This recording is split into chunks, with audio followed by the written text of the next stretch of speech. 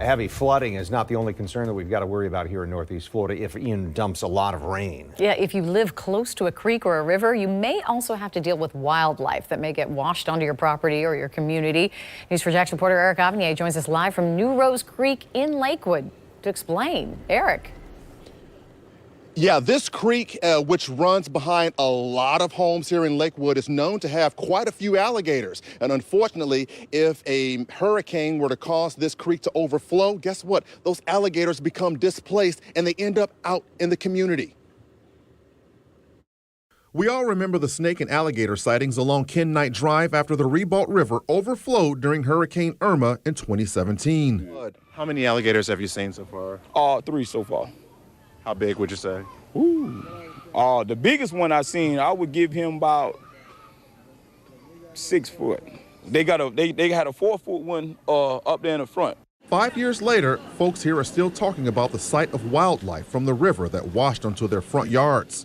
The alligators all up and down here in the yards. Kids can't even come outside, of course, because of the water, but even after the water was gone, you were scared to let your kids come outside. In Lakewood, many people live along the New Rose Creek, which is known to overflow at certain locations during really heavy rainfall. Neighbors say there are multiple alligators here in New Rose Creek, and I'm told that the largest may in fact be 7 feet long.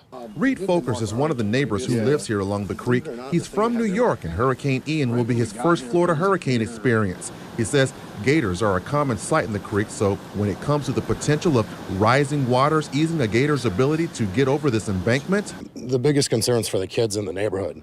The apartments right across the street here, we have kids that play in the roads all the time, and we actually have a fair amount of people that fish out here as well.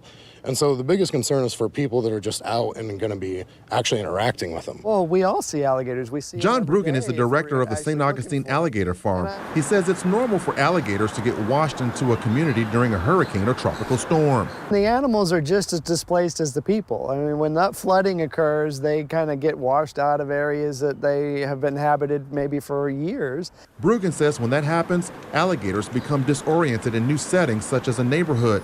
He also says they can be just as afraid of people as people can be afraid of them, and that's when they can become dangerous in new surroundings. They just don't know where to retreat to. So, you know, imagine you just got put in a whole new spot and something's coming at you. You don't know where you're at and what to do.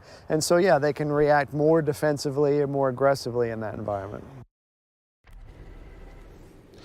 Now, the expert I spoke with says this is why you do not try to get close to a gator that has been washed to shore, that you don't get close to it to try and take a picture of it up close, and you certainly don't go walking through floodwaters because there could be a gator in that floodwater, and the last thing he says you want to do is aggravate that gator, scare it, and make it become aggressive. Reporting live, Eric Avenier, Channel 4, the local station.